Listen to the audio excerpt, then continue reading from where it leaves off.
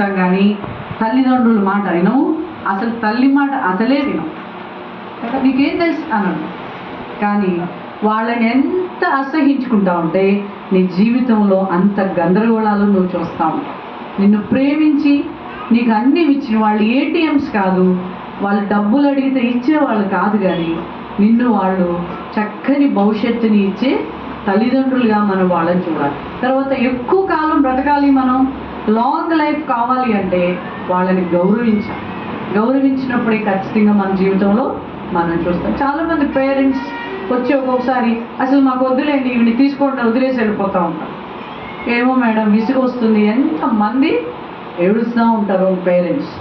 కానీ ఈ రోజుల్లో అంటే చాలామంది పేరెంట్స్ అసలు వాడు ఏడ్చినా కూడా పేరెంట్స్ పిల్లలు పట్టించుకొని రోజుల్లో ఉన్నాం. ఎంత కఠినం అయిపోయాం కదా. అందుకనే నేను చాలాసార్లు పిల్లల్ని అంటూ ఉంటాను, connect with the good friend. జీవితాన్ని ఎవరండి లీడ్ చేస్తున్నారు? మన జీవితం అంటే మన పక్కనున్న మన ఫ్రెండ్కి ఏ కలర్ ఇష్టమో అదే కలర్ మనం వేసుకుంటాం. ఫ్రెండ్కి ఏది తినాలనిపిస్తే అదే తింటాం. ఫ్రెండ్ ఎట్లా నడిస్తే అట్లనే. ఫ్రెండ్లో ఉన్నవన్నీ నేర్చుకుంటాం. అంటే మన జీవితాన్ని మనం లీడ్ చేసుకోవట్లేదు, కానీ మన జీవితాన్ని ఒకళ్ళు లీడ్ చేస్తూ ఉన్నారు, వాళ్ళే ఫ్రెండ్. కాబట్టి ఆ ఫ్రెండ్ ఎలాంటి వాడు అనేది చాలా ఇంపార్టెంట్ కదా. కాబట్టి ఇవన్నీ ఇంకా చాలాసేపు టైం కూడా తమ్ముడు కూడా చెప్పాడు, ఇవన్నీ ఇన్స్టాగ్రామ్స్, ఈ ఫేస్బుక్లు, ఇవన్నీ కూడా పేరెంట్స్ని ఎంత ఈజీగా పక్కకు పెట్టి మనము మన జీవితాన్ని ఏదో సరిచేయాలి. ఒక చిన్న ఎగ్జాంపుల్ నేను ఇవ్వాలని ఇష్టపడతా ఉన్నాను. ఒక చెట్టుకి ఒక పువ్వుని మనము ఏ స్టేజ్లో చూస్తాం? చిన్న మొగ్గలాగా చూస్తాం కదా. అయితే మొగ్గగా తుంచుకుంటే బాగుంటుందా? Can we enjoy with that? Enjoy చేయగలమా? నో. ఎందుకని? స్మెల్ రాదు, చూడటానికి అందంగా ఉండదు, ఎవరు నచ్చదు. అది మీ లైఫ్ కూడా మొగ్గ లాంటి జీవితం. ఆ మొగ్గని మనం వెంటనే తుంచుకుంటే ఎవరు ఆనందించరు. తలలో పెట్టుకోవడానికి పనికిరాదు, వాసన చూడటానికి పనికిరాదు, ఒక టేబుల్ మీద ఫ్లవర్ వాజ్గా పెట్టుకోవడానికి కూడా పనికిరాదు. కానీ అదే చెట్టుకి అదే ఫ్లవర్ని విచ్చుకునేదాకా ఉంచుకుంటే everyone will enjoy that. Smell ఆనందిస్తాం, తలలో పెట్టుకున్న ఆనందిస్తాం, చెట్టుకున్నా కూడా ఆనందిస్తాం కదా. ఎంత బాగుంది ఆ రోజు కదా అని అనిపిస్తూ ఉంటాం. కానీ మన జీవితం కూడా అదే. నీ లైఫ్ యంగ్ ఏజ్లో మీరందరూ కూడా that is the stage of birth. ఒక మొగ్గ లాంటి జీవితం అన్నమాట. దాన్ని నువ్వు వెంటనే తుంచేసుకున్నావా, అది మీకు పనికిరాదు, నిన్ను కన్నా తల్లిదండ్రులకు పనికిరాదు, సొసైటీకి కూడా పనికిరాదు.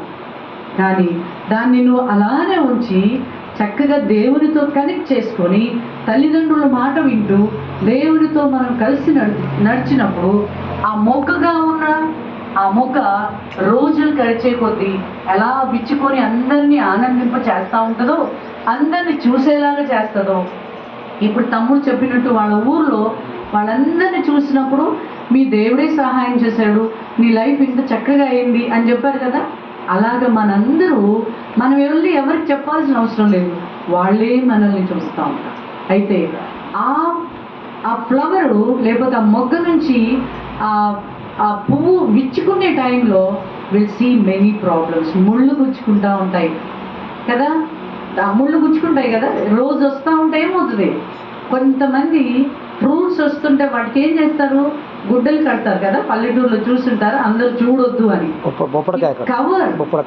Cover your body, your personality. నిన్ను నువ్వు కాపాడుకోవాలి. బ్యాడ్ సొసైటీలో మనం ఉన్నాం. దాని కళ్ళు ఎవరి మీద పడొద్దండి. ఆ చెట్టు మీద పడొద్దు, ఆ కాయ మీద పడొద్దు, అది పండేదాకా ఎవరు చూడొద్దు అని అంటారు చూసారా.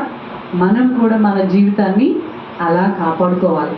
కాపాడుకున్నప్పుడు నువ్వు పిలవాల్సిన అవసరం లేదు, చూడమని పీపుల్ అంతా మనల్ని చూస్తూ ఉంటారు. ఎప్పుడూ తెలుసా, నీ తల్లిదండ్రులకి నువ్వు లోబడుతూ దేవునికి ఇష్టంగా జీవించినప్పుడు నటన జీవితాన్ని, లేకపోతే నేను చర్చిలో బాగున్నాను, ఇలా ఉన్నాను, అలా ఉన్నాను కాదు, వ్యక్తిగతంగా.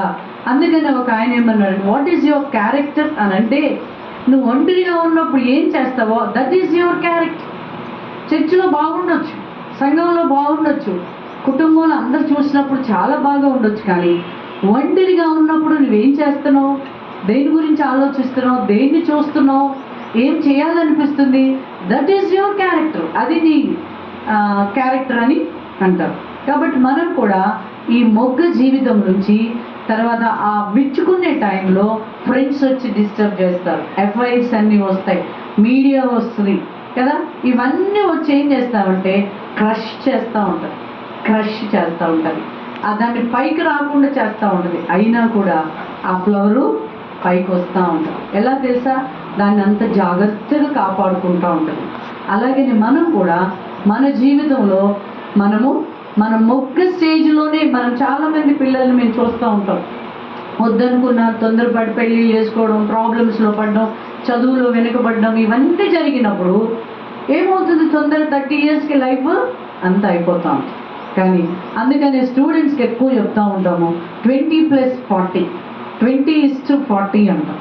అంటే 20 సంవత్సరాలు నువ్వు కష్టపడితే you can enjoy the 40 or 50 years. 20 సంవత్సరాలు నువ్వు ఎంజాయ్ చేస్తే 40-50 సంవత్సరాలు జీవితం ఏడ్చుకుంటూ బతకాల్సింది.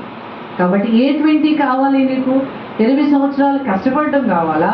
20 సంవత్సరాలు సుఖపడి 50 సంవత్సరాలు మనం ఏడుస్తూ ఉండాలి. అలా కాకుండా ఉండడానికి ఇవన్నీ ఇలాంటి మీటింగ్స్. మొగ్గుగా ఉన్న నీ జీవితాన్ని ఎవరో తుంచివేయకముందే, నిన్ను నువ్వు తుంచివేసుకోకముందే, ఇది నీకు జీవితం అమ్మా, నీకు కలర్ఫుల్ జీవితం ఉంది, మంచి భవిష్యత్తు ఉంది.